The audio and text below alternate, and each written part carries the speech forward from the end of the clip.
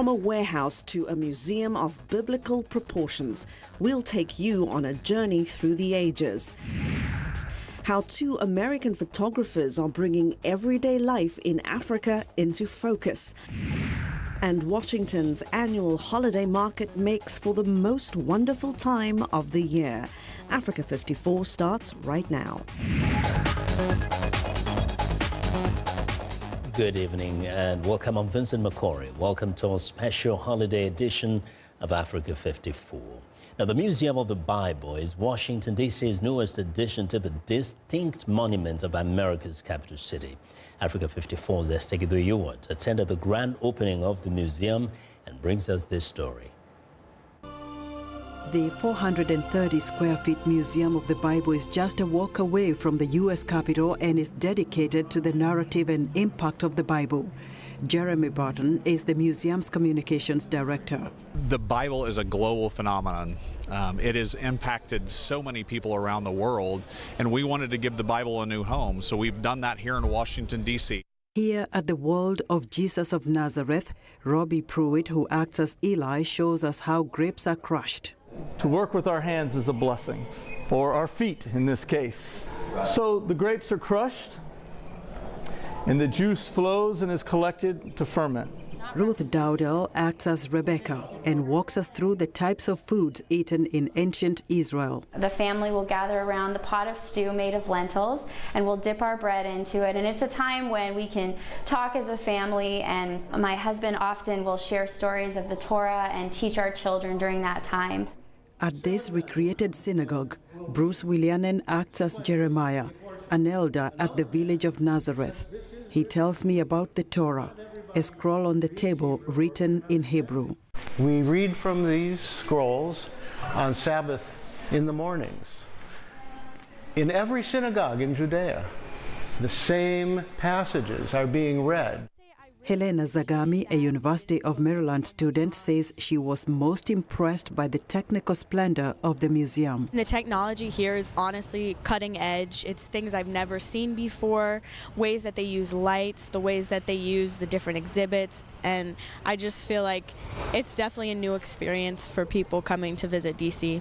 Every floor has a different design, a unique feel, and an incredible capture of natural sounds like this recreated first-century Nazareth village. There are actually 14,000 hand-painted rocks inside of it, and we have trees that are around that facility that are made out of rubbings, off of rubbings from the Garden of Gethsemane. So they look like the trees. If you've ever been to Israel and seen the trees in the Garden of Gethsemane, they look exactly like it.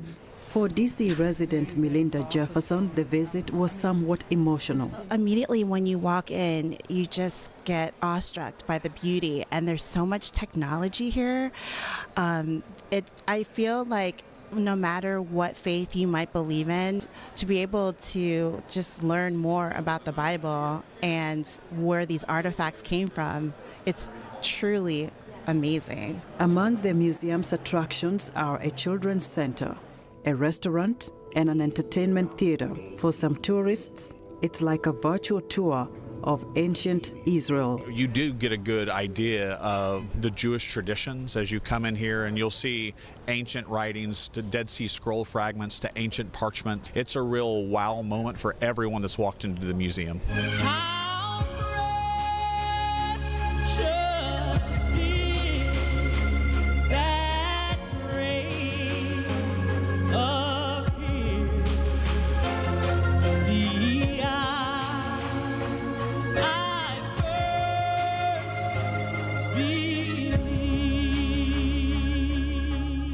Esther Giddo-Ewart, VOA News, Washington. Breathtaking there. Now, saving the leaders of tomorrow is not going to be that of the government alone. And so the call for more hands to save the future of northern Nigerian children who are introduced to street begging at a very young ages. Now, the founder of the only orphanage home in Yobe State is hopeful that with more help, more children could be taken off the street as urchins while devising better ways to stop the practice that put them there. Now, this story is produced by our affiliate channel, TV, in Nigeria. Street urchins are not uncommon sight in most parts of northern Nigeria, a practice some blame on poor parentage, but others on religious beliefs. There have been growing concern over the number of children found wandering the streets uncatered to. But following the activities of Boko Haram terror group and the killing of over 20,000 people, which leaves many homes shattered, more children have been given reasons to roam the streets to fend for themselves. But not everyone just condemns it. Some are actually doing something about it. One of them, the founder of orphanage homes in Yobe and Borno states, built in northeast of the country, believed to be the strongholds of the world's most feared terror group, Boko Haram. I always look at the children that are orphans and the vulnerable as children of the society and the responsibility of everybody. So at that time, I thought I should have a project that will last, a pet project. We really wanted to see that such children, being orphans, will have a responsibility, a duty.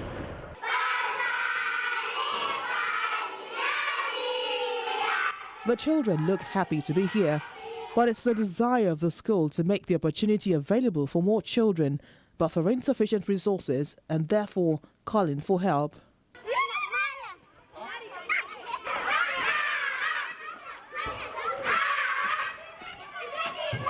As of now, we are having more than 5,000 orphans and vulnerable children in our register, awaiting enrollment into the orphanage. And we cannot do that because we are running short of resources to cater for the needs of such indigent orphans and vulnerable children. So we appeal to the generality of the humanity that they should come in to support the orphanage. Government alone should not be left alone to shoulder the responsibility of the orphanage. There is need for the philanthropists, donor organizations and other individuals to come in to support the orphanage. The result of the investment here surely calls for more. I was brought over here when I was 9 years old. I started my primary school here at the Team Care Foundation. I'm currently now a student of University of Maiduguri studying agri-engineering. They are doing very, very well. The Vicky was very proud there. They're now in their fourth year medical students. In fact, one of the girls, I'm very, very proud to say that, has been getting the overall first prize for all the medical students in her state every year since we were admitted there. With more establishments like this, often children may be far from being in danger, but may be sure of having better lives just like every other child. Well, a new book has hit the bookstores in Europe and the United States that tries to show life in Africa beyond the stereotypes and misconceptions infused in Western media. Africa 54's Zoe Ludaki has the details.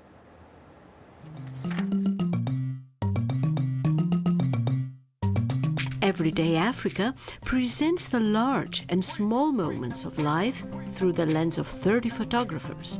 It started as an Instagram feed by 2 Americans, and now it belongs to a community of Africans across the continent.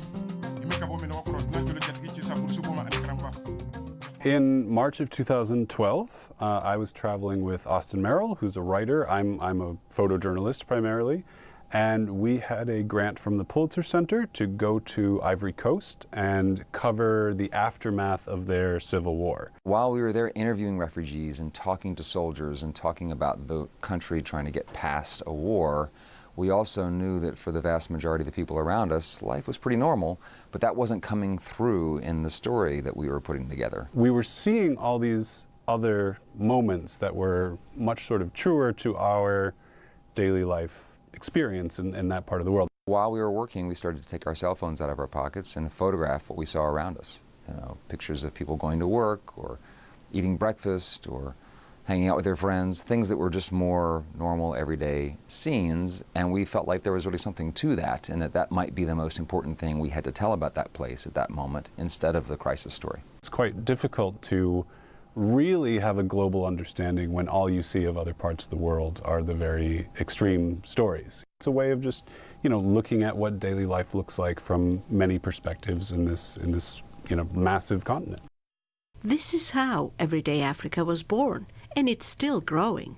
It has over 360,000 followers on Instagram and a very active and engaged community of photographers repicturing the continent. We've had lots of African photographers join, non-African photographers join, but we've also got some sort of skilled amateurs. In Cape Town, Barry Christensen is a computer programmer. Mahmoud Khattab in Cairo is just finished medical school. I think that there's something about that mix of people that strengthens the community and that makes the work better. Everyday Africa, with the support of the Pulitzer Center on Crisis Reporting, has also created media workshops that train middle school students in the United States on how to document their lives and recognize stereotypes. I'm African, and I hear a lot of stereotypes about Africa that is not true. The curriculum and the classroom visits uses the story of how we were created to engage the students in a discussion about how media representation affects them and their lives and their communities, and uses our photography to teach basic photography lessons to them, so that by the end of the workshop or school year or what have you, they have an everyday project for their own school or community. But what's in focus in this picture? What's like sharply? Their dream is for Instagram communities to be formed all over the world, documenting their everyday life. How about an everyday Asia, an everyday Greece, or an everyday Afghanistan? The publishing of the book, which is beautifully done, gives them the opportunity to access a different audience and to show an underrepresented side of African life to the world. Zoe Liudaki, VOA News, Washington. Well, I want to know what you think about Africa 54 and the stories we covered. Join the conversation on Facebook. The address is Africa 54. We're also streaming our show live on Facebook, so check us out and share our show with your friends. Find me on Twitter at VOA Vince McCory. Coming up, China aims for the top spot in the world of fine wine. We'll tell you why some are already preparing the palates. Stay with us.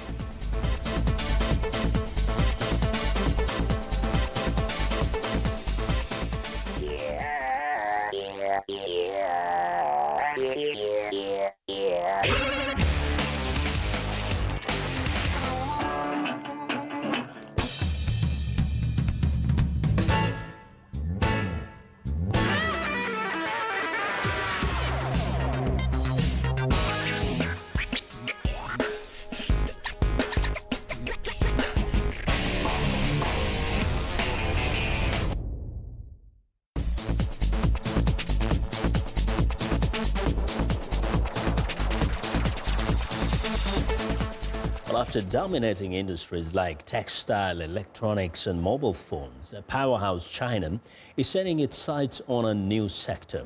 Experts predict that by 2020, the country will rank just behind Spain as the world's biggest wine market, fueled by both domestic production and foreign imports. That means training Chinese students to cultivate their palates and their business acumen. Lisa Bryant reports. Learning about New World wines in one of the planet's oldest winemaking regions.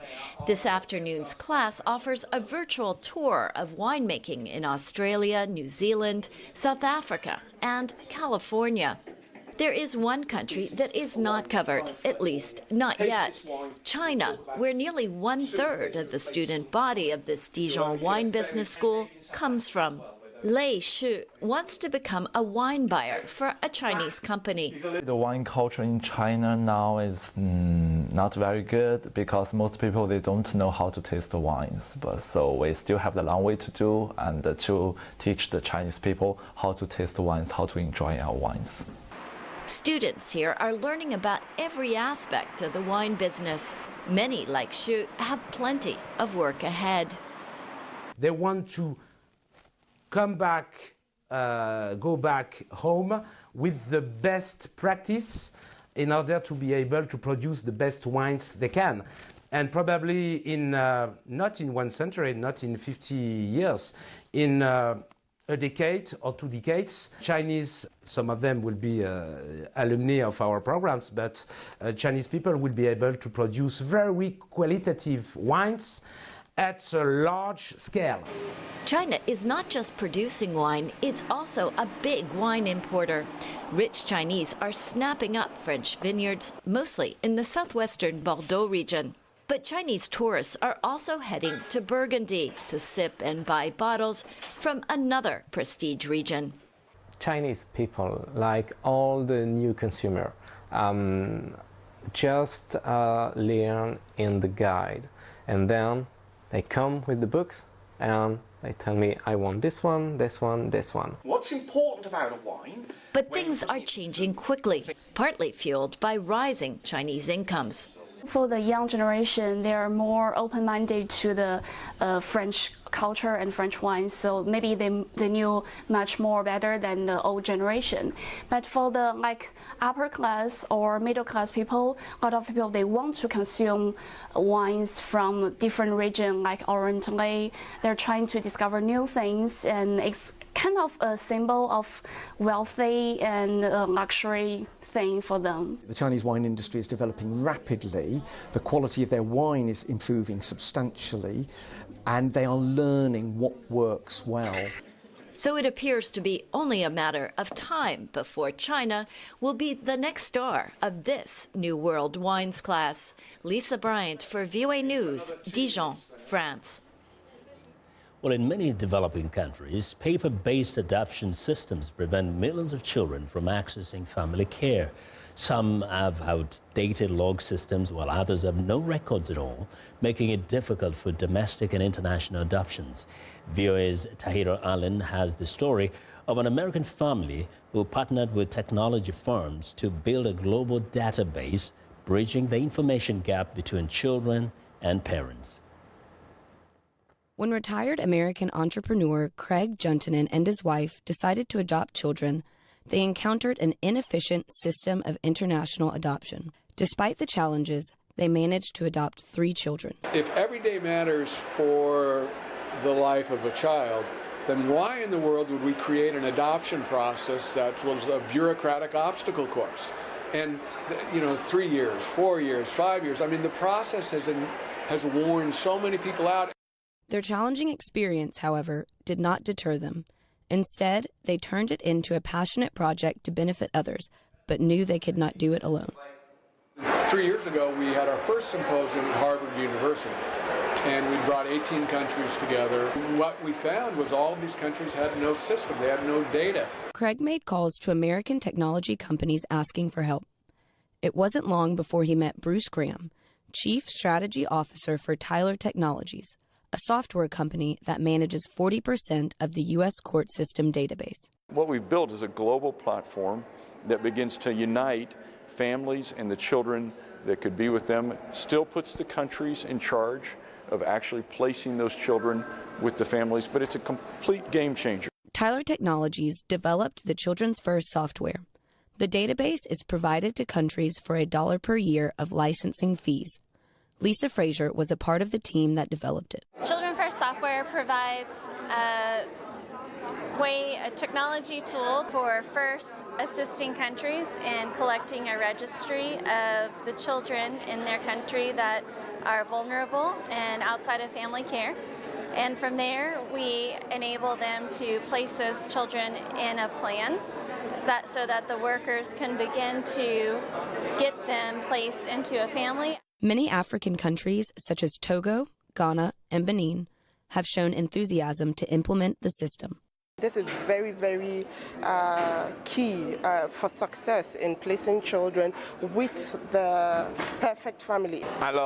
Benin is going to use the software. It will help us collect data from orphanages and shelters. Zambia's Minister for Community Development and Social Services, Emery Kabanshi, says her country is eager to implement the technology. It's very difficult for me to say how many have been adopted internationally and how many have been adopted within the country because we don't have all those data. In fact, it would have been better if we had this software 2 years ago. Tyler Technologies director Mark Schwartz says the company has security features to protect personal information for children and families. Look, currently, Tyler Technologies, in a cloud-based format, houses 40% of the U.S. justice system. Those same protocols, those same standards are held as we implement our Children's First software program.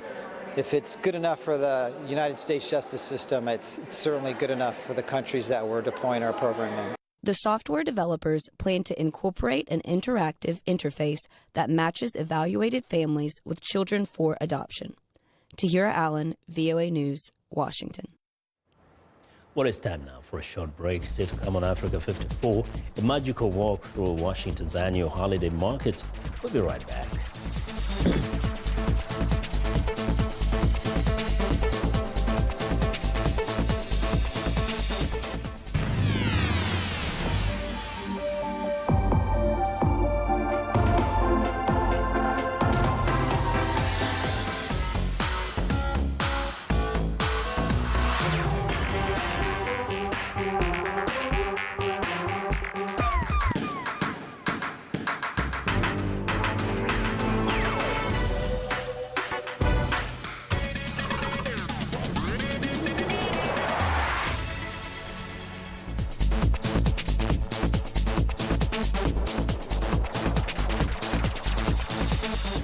Well, students who study outside of their country sometimes face a tough task applying what they have learned back home. In Cape Town, 3 music students from South Africa's top music school talk about their experience and preparations for successful careers in their respective countries.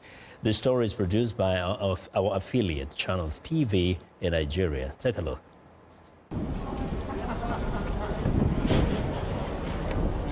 24-year-old Malawian music student George Kalukusha is a gifted guitar player. He's preparing for a live show at South Africa's School of Motion Picture Medium and Live Performance, where he's been studying music for the past 3 years.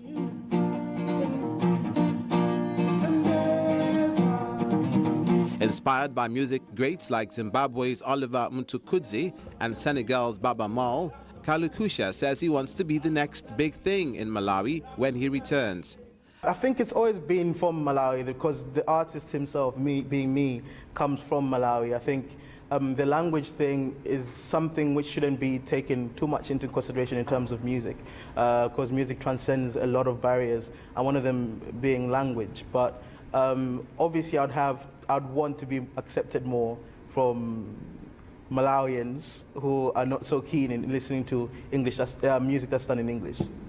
South Africa's arts education program have long been a draw for students from across the continent, where careers in areas like music don't draw the massive investment seen here, especially in the nurturing stage. While there are many success stories, most young people have to find their own way in the industry, relying mostly on mentors and the experiences of those that have gone before them.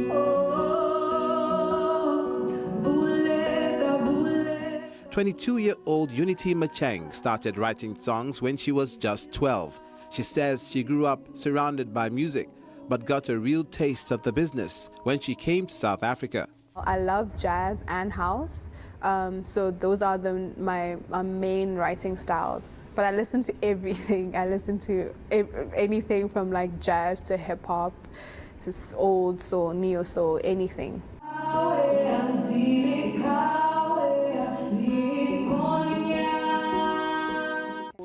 The school offers programs that not only teach the art, but also how to make a viable business of it. There is a bit of classroom activity. There's obviously a lot of practical work as well. Also, there's a whole business and entrepreneurship component. Obviously, these students are developing their brand around a particular target market.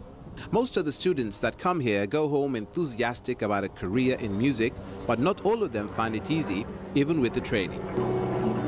Trying to reinvent the Kenyan music sound and jazz and try collaborate both of them, because the Kenyan music sound keeps changing over and over. So right now that's where I'm at musically. Most students will have an album ready by the time they graduate from the music school. That's steps ahead compared to struggling artists, most of them trying to find studio time.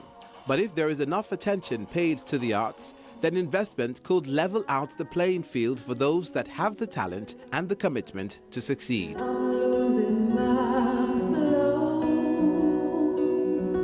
And back to the United States, Washington, D.C.'s annual downtown holiday market is open for business. For the last 13 years, this unique seasonal market has provided shopping and entertainment from just after Thanksgiving until right before Christmas. VOA's Yoon Jun Cho reports.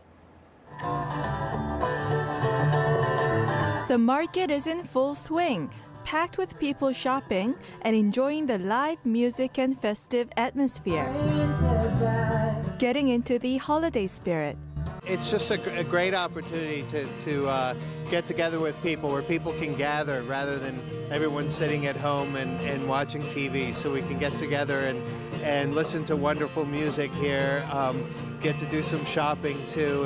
It kind of reminds one a bit of the markets in Europe, in the old country.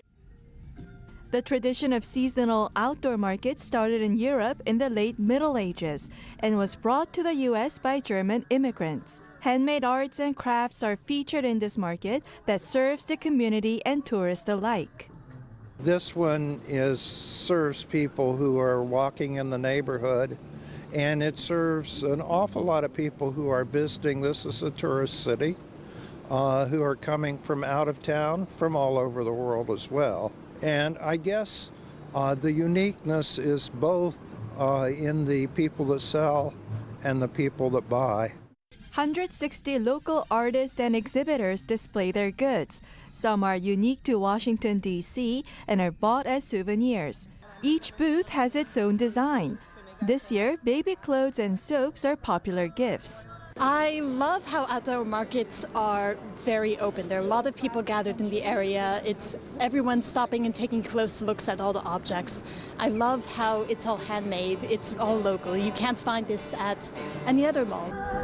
There are also delicious treats like donuts to try at the downtown holiday market. Organizers hope everyone who goes to the market has a memorable experience. Eun Jung Cho, VOA News, Washington. Well, and that's our show for today. Be sure to watch Africa 54 on our website at voaafrica.com for more news. Tune in to VOA's evening radio show Africa News Tonight at 1800 UTC in the mornings to Daybreak Africa between 0300 and 0600 UTC, Monday through Friday. Thanks a lot for watching. Wishing you all the best around this time. Have a good night.